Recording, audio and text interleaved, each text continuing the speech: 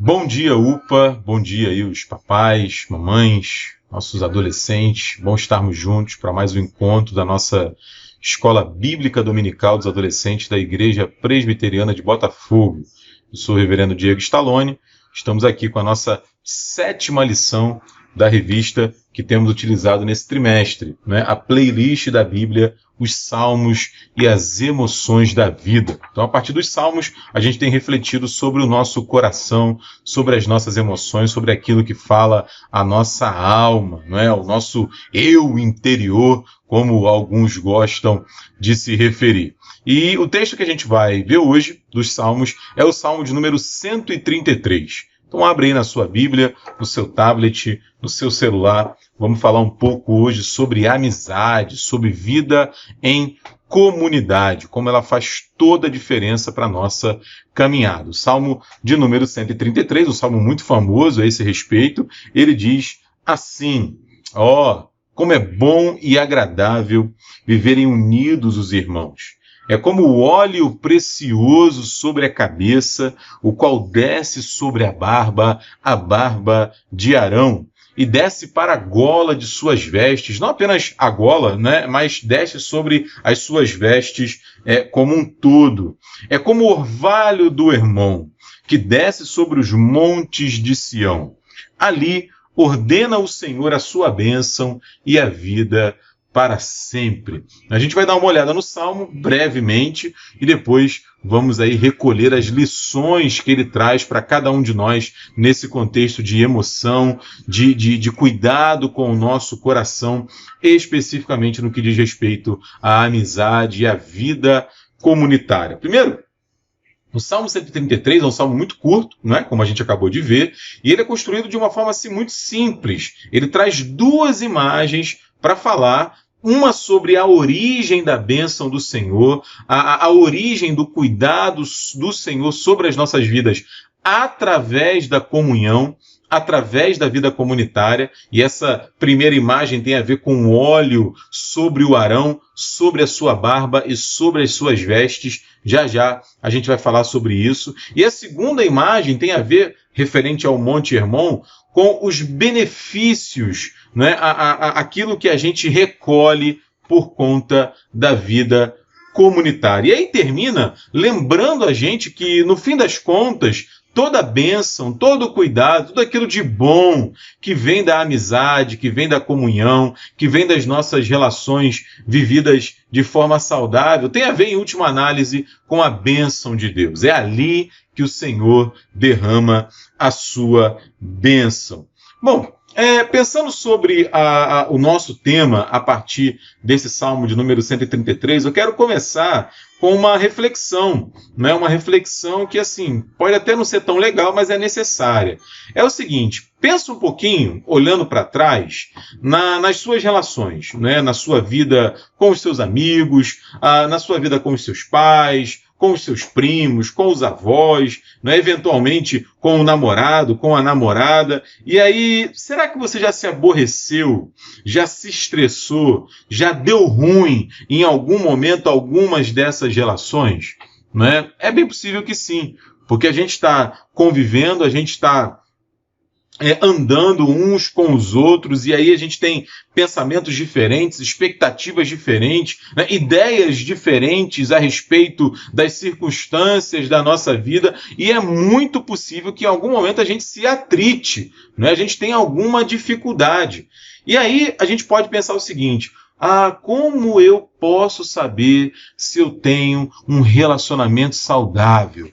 Um relacionamento bom, um relacionamento que vale a pena? Qual é o teste que eu faço para analisar, para averiguar a qualidade dos meus relacionamentos? Talvez alguém diga o seguinte: é porque eu nunca brigo. É porque eu nunca discuto. É porque eu nunca me aborreço. Nós sempre concordamos com tudo. Será? Dificilmente essa é a resposta. Antes, a melhor resposta é exatamente como nós lidamos com as nossas crises nos nossos relacionamentos quando elas acontecem. Qual é a nossa capacidade de sentar, de olhar no olho um do outro e dizer o que está acontecendo, e dizer aonde está doendo, e confessar o seu erro, confessar a sua dificuldade, pedir perdão, né? Desejar a reconciliação, a reconstrução daquela caminhada. Quanto mais capaz eu sou de fazer isso nas minhas relações, com mais qualidade eu vou desfrutar dos meus relacionamentos. Porque isso, gente, é exatamente o que Deus faz conosco, né? Deus olha nos nossos olhos, né, guardadas aí as devidas proporções, e Ele nos mostra as nossas dificuldades, nos mostra as nossas crises, e Ele faz tudo isso em amor. Por isso, uma primeira aproximação dessa temática aqui tem a ver com qualidades ou realidades que nós precisamos buscar quando nós estamos aprofundando as nossas relações. Uma delas é essa que eu acabei de me referir, que é a sinceridade, que é agir com transparência nas nossas relações. Sem sinceridade, sem transparência, é impossível a gente cultivar uma relação profunda, uma relação de amizade que valha a pena. Não é? Então, como é que está a sinceridade nas nossas relações? Isso é muito importante para nós medirmos a qualidade dos nossos relacionamentos. Mas uma segunda realidade que a lição propõe para a gente também é exatamente a da humildade. Porque a gente se conhece, a gente sabe quais são os nossos limites, as nossas fraquezas, as nossas dores, e aí a gente precisa ser humilde nas nossas relações. E o contrário é verdadeiro também, da mesma maneira que nós somos fracos em tantas coisas, que nós temos tantas limitações, os outros também têm.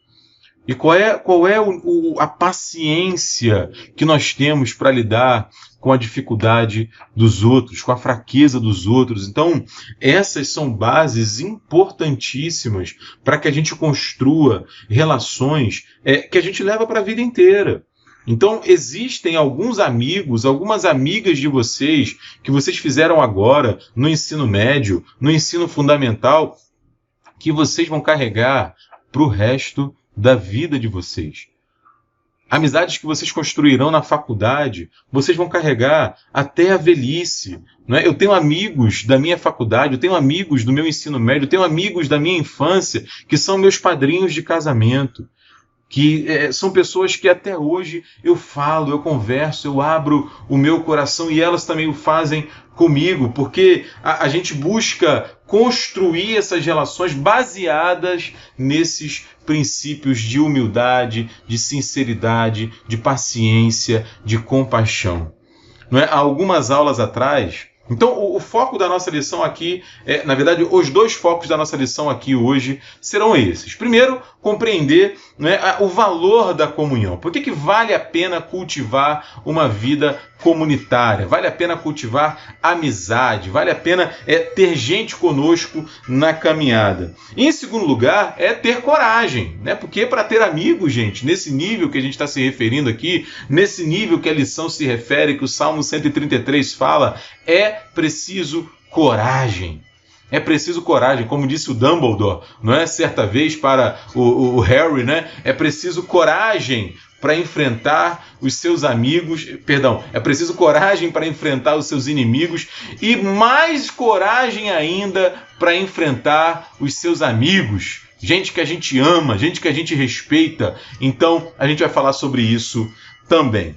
E aí, vamos fazer aqui um resgate na memória. Alguns domingos atrás, na nossa devocional, eu iniciei a nossa conversa falando também sobre amizade. E aí eu citei alguns exemplos, né? E eu perguntei o que esse pessoal que eu falei, já até adiantei aqui agora, né, tem em comum.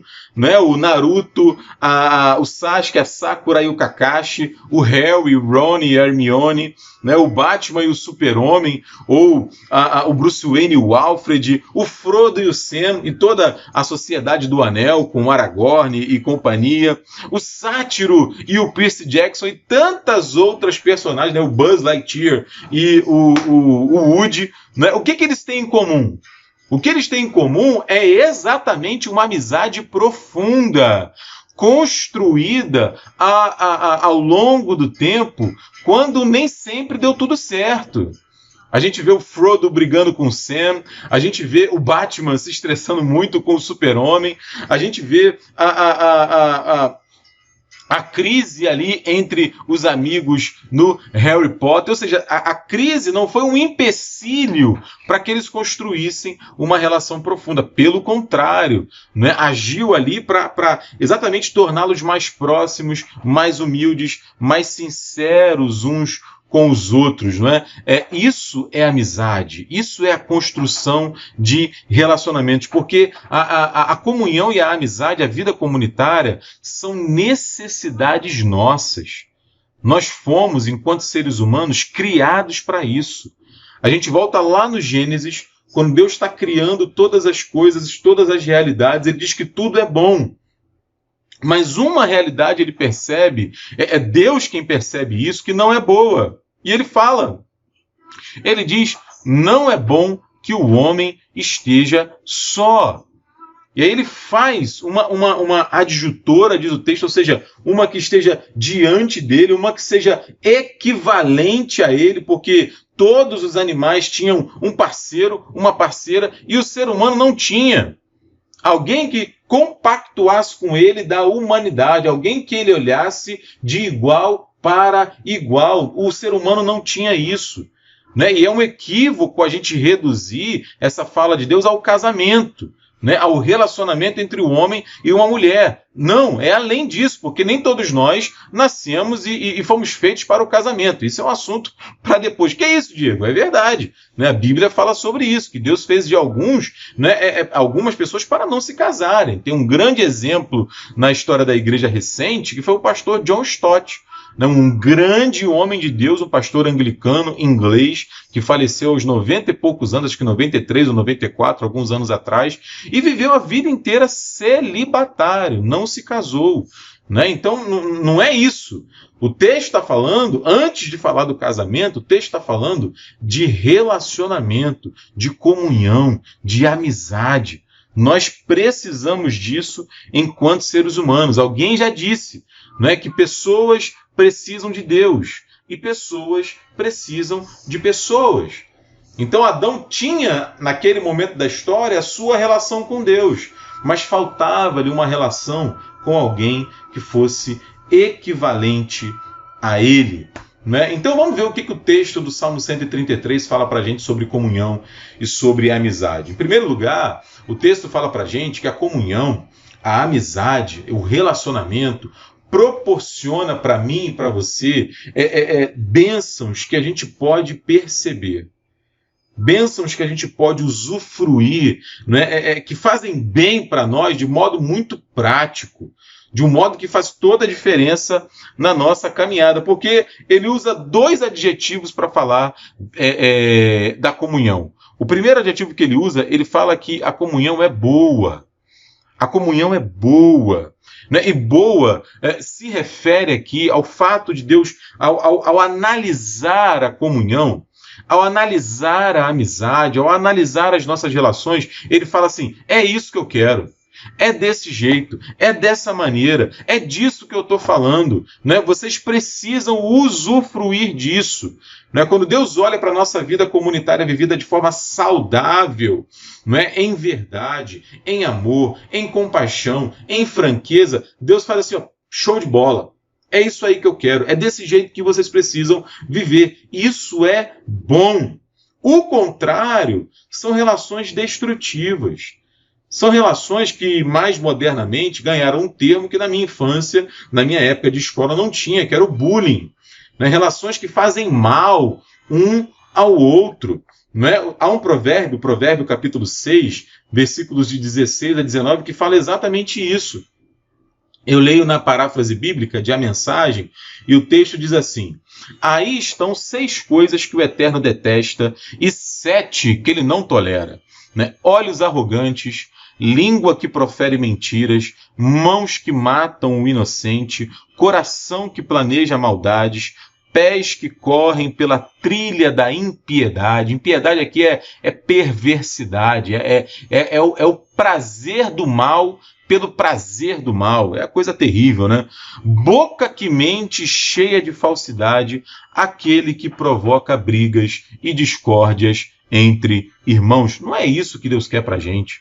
Pelo contrário, né? Jesus falou que nós seríamos conhecidos como discípulos dele, né? Não porque a gente sabe trocentos versículos de cor, embora isso seja muito legal, não porque a gente é bonitinho, arrumadinho, perfumadinho, tá todo domingo na igreja e tal, embora seja muito bom tomar um banho, ficar cheirosinho, vamos combinar, né? Mas não é isso. O que ele fala que distinguiria a mim e a você, independente da nossa idade, como discípulos dele, seria o fato de nós amarmos uns aos outros, e isso é bom. Isso está lá no texto de João, capítulo 13, versículos 34 e 35. Então, vida comunitária, em primeiro lugar, é boa. Em segundo lugar, é agradável, é prazerosa, faz bem para o coração conviver com quem a gente ama, com quem a gente aprendeu a respeitar, com quem a gente aprendeu a ter paciência, com quem a gente vive com humildade e com sinceridade. Porque é o seguinte, vamos combinar aqui, só entre nós, não conta para ninguém, né? Tem gente que tem coisa que é boa, tem coisa que é necessária, é correta, mas que não é muito agradável.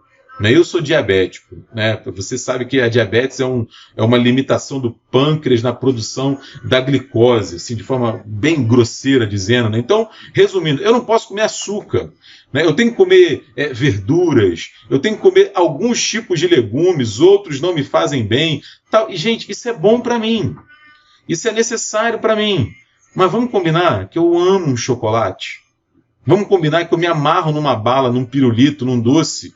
Então é bom, é correto eu comer comida saudável, você também, independente do diabetes, mas não é uma coisa que me dá prazer. Me desculpem aí os endocrinologistas, né? O pessoal que cuida da comida, como é que fala? Nutricionistas, né? Me desculpe, mas não é agradável, não é prazeroso. Eu não como assim uma folha de alface, suspirando. Não como. Da mesma maneira, fazer exercício físico. A gente sabe que fazer exercício físico é necessário, né? É bom, mas para muita gente, para mim particularmente, não é agradável, não é prazeroso. A amizade é o contrário. A amizade é boa, a amizade é correta, a amizade é prazerosa, é agradável, é bom estarmos entre amigos. Pensa comigo, não é assim? A gente não fica muito mais à vontade quando nós estamos entre aqueles que a gente conhece e que nos conhecem, né? Isso para os introvertidos, para os tímidos, é ainda mais forte, né? O pessoal, quando chega num ambiente que é estranho, cujas pessoas são desconhecidas, né? É muito comum o nervosismo, é muito comum. Eu particularmente sou assim, né? Eu sou tímido, eu fico tenso, eu fico preocupado, eu fico pesando as palavras e tal. Ao contrário, né? Quando a gente está entre amigos, quando a gente está entre gente que a gente conhece, a gente se sente bem, é prazeroso, vale a pena. Sobre esse valor da amizade, né? O Eugene Peterson, que foi um pastor presbiteriano... Caíram 2 livros, peraí.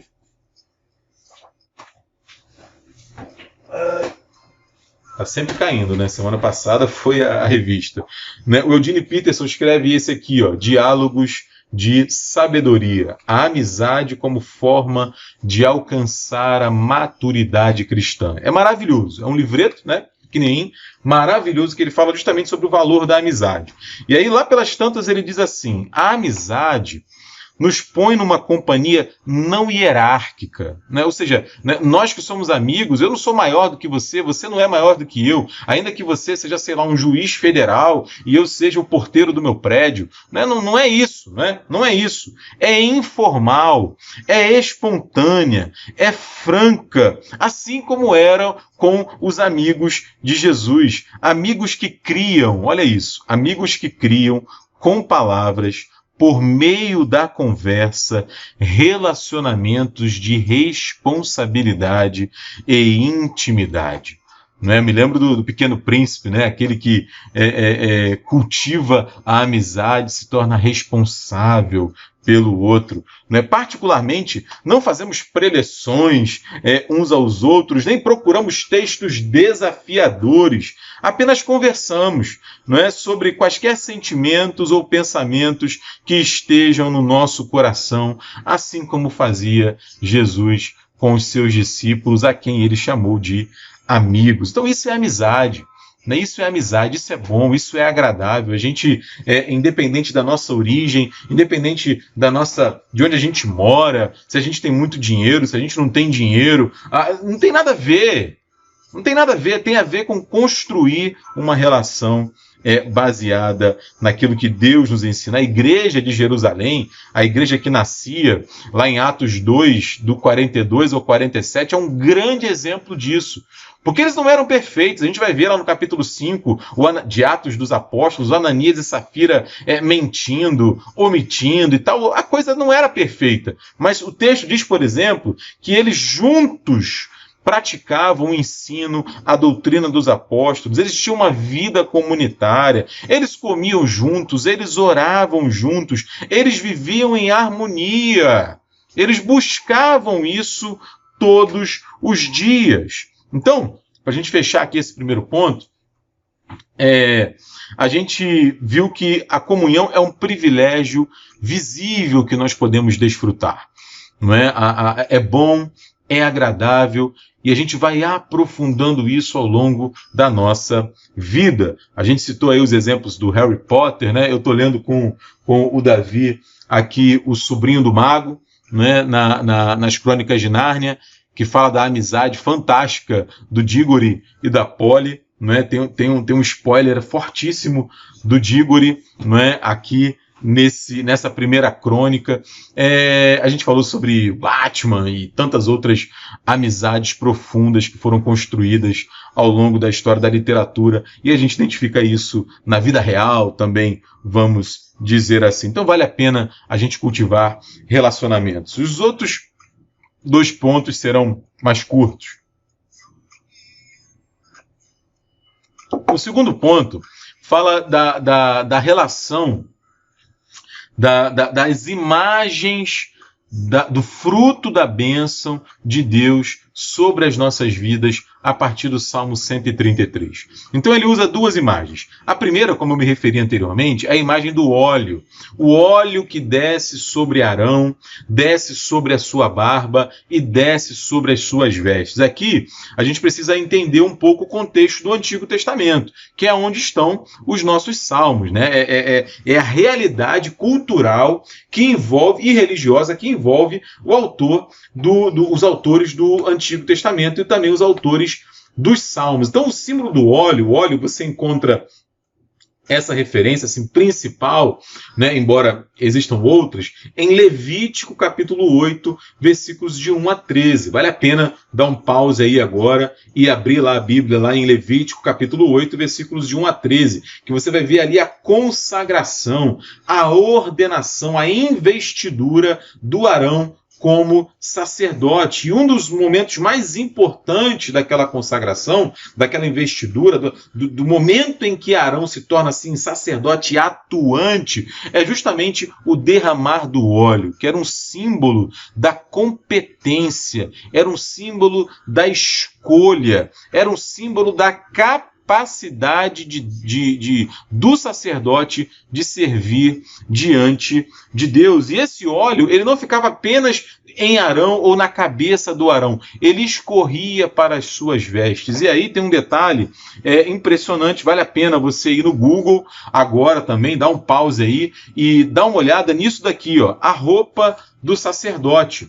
A roupa do sacerdote, ela possuía vários detalhes, vários elementos, não tá dando para ver por causa da iluminação, né? Deixa eu ver, tem uma outra imagem aqui, eu acho que ela tá melhor, né? Aqui, essa imagem dá para ver melhor, não é? A roupa do sacerdote, entre os seus detalhes, tinha essas pedras preciosas sobre o seu peito, né? Eram 12 pedras preciosas e cada pedra dessa simbolizava uma tribo de Israel. O que isso quer dizer, Diego? O que essas pedras preciosas que simbolizavam o povo de Israel tem a ver com o óleo? é o seguinte, né? Eu falei agora há pouco, quando a gente leu o texto, que o sacerdote era o mediador entre Deus e o povo. Ou seja, o sacerdote falava com Deus, melhor dizendo, Deus falava com o sacerdote e o sacerdote falava com o povo. Então, quando o óleo escorre sobre Arão e escorre também sobre as suas vestes, especificamente sobre o seu peitoral, não é? O símbolo aí, a analogia, não é? A metáfora através dessa imagem é que a relação com Deus, o contato com Deus, a proximidade de Deus não estava restrita ao Arão, o sacerdote, o mediador, mas se estendia também a todo o povo, né? Através de Arão, todo o povo tinha contato com Deus também. E aí, hoje a gente sabe que a gente não precisa de sacerdote, né? A gente, através de Jesus Cristo é o nosso sacerdote, é através dele que nós temos contato com Deus. Então a imagem e a lição serve aqui para nós no seguinte sentido, de que nós podemos desfrutar a bênção de Deus através da vida uns dos outros, através da nossa comunhão. Da mesma maneira que, através de Arão, o povo de Deus desfrutava da sua bênção, hoje, através da minha vida, você desfruta da bênção do Senhor. Através da sua vida, eu desfruto da bênção do Senhor. Essa é a ideia aqui, essa é a imagem, porque a gente vê isso ao longo da Bíblia de várias maneiras. Por exemplo, Deus pergunta para Caim, lá no início da Bíblia, aonde é que estava o irmão dele? Caim, aonde é que está o teu irmão? Essa é uma pergunta que simboliza a nossa responsabilidade uns com os outros, o nosso cuidado necessário uns com os outros. Né? Quando Jesus ensina para a gente a oração do Pai Nosso, está implícito nada, está explícito aí, está claro que nós somos responsáveis uns pelos outros, porque o Pai é nosso. Nós somos irmãos, nós andamos juntos. Né? A igreja, quando Paulo fala da igreja, por exemplo, ele usa, na maior parte das vezes, absolutamente, ele usa imagens plurais. Então a igreja é povo. A igreja é edifício, a igreja é corpo, a igreja é lavoura, ou seja, são imagens comunitárias, porque nós somos responsáveis uns pelos outros, nós abençoamos uns aos outros. Então essa é a primeira imagem, a imagem do óleo que fala da bênção de andarmos em comunhão, é desfrutarmos da bênção uns dos outros. A segunda imagem, né, ele fala, é como o orvalho de Hermon que desce sobre os montes de Sião. A bênção da comunhão é como o orvalho do Hermon que desce. Aqui é um pouquinho mais complexo do que a questão do óleo, né? Porque aqui é uma questão geográfica. Ele virou aqui. Tem a ver com a geografia de Israel. Então eu trouxe aqui uma imagem. Puxa vida, né? Não sei se vai dar para ver. Dá para ver assim. Uma imagem do Monte Hermon. Tá vendo? Abaixo estão as casas, né? Lá atrás, lá em cima, um grande monte, é o Monte Hermon. E a gente sabe que Israel ele está numa região desértica, que chove pouco, tem pouca água. Né? E aí o Monte Hermon, você reparou ali, é um monte ali coberto de neve, tem um friozinho e tudo mais. Então, assim, é uma exceção naquela região. Está no extremo norte de Israel. É uma exceção naquela região. E aí do Monte Hermon vai soprando um orvalho que alimenta toda aquela região próxima, que eu repito, é desértica, é sem chuva. E aí ele fala que o orvalho que desce do Monte Hermon vai até a região de Sião. Vai até a região de Jerusalém. A região de Jerusalém não tem chuva, pouquíssima chuva, muito seca, mas ela é alimentada pelo orvalho que vem lá do Monte Hermon. Ou seja, é assim um reforço daquela imagem anterior. Da mesma maneira que o Monte Hermon abençoa, alimenta, mata a sede através do seu orvalho que chega até Sião, né? Nós também, através da bênção de Deus em nossas vidas, podemos fazer o alimento, a água, a luz, a alegria de Deus chegar até outras pessoas, até os nossos irmãos e as nossas irmãs. É claro que nem sempre isso vai ser uma coisa simples, nem sempre isso vai ser uma coisa fácil. Eu me referi agora há pouco que às vezes as nossas relações elas trazem algum tipo de crise, algum tipo de dificuldade. Eu me lembrei de um provérbio, é o provérbio 27:17, que diz assim: como ferro afia o ferro, assim o homem ao seu amigo. Tem até um livro que eu lembrei sobre isso, que eu li há muito tempo atrás, que vale muito a pena, que tem exatamente esse título, que é esse aqui, ó, Como Ferro Afia o Ferro, de um pastor chamado Howard Hendricks e do seu filho, o William. É muito legal, porque ele fala sobre como a nossa vida molda, a nossa vida abençoa a vida de outras pessoas. E aí agora caminhando para o final, já estamos aí com 30 minutos de aula, vamos acabar aí nos próximos 3, 4, 5 minutinhos, tá bom?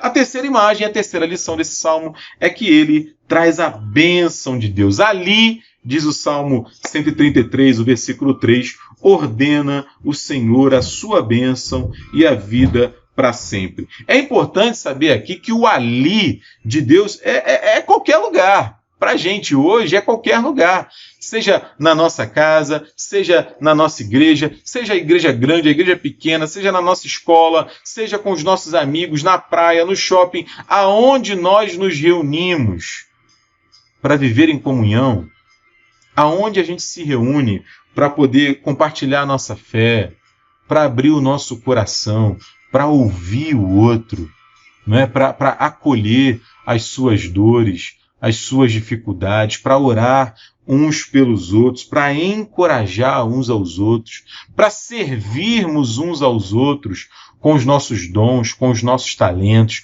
com as nossas capacidades, aonde nós decidirmos fazer isso, aonde for possível fazer isso. O que eu estou querendo dizer é que não é uma região geográfica, uma localização no mapa específica, não. É onde nós estivermos juntos. Ali Deus envia a sua bênção. Não é por acaso, que uma das lições que Deus deixou para a gente, através de Jesus Cristo, é que a gente celebre a vida dele numa ceia, numa refeição.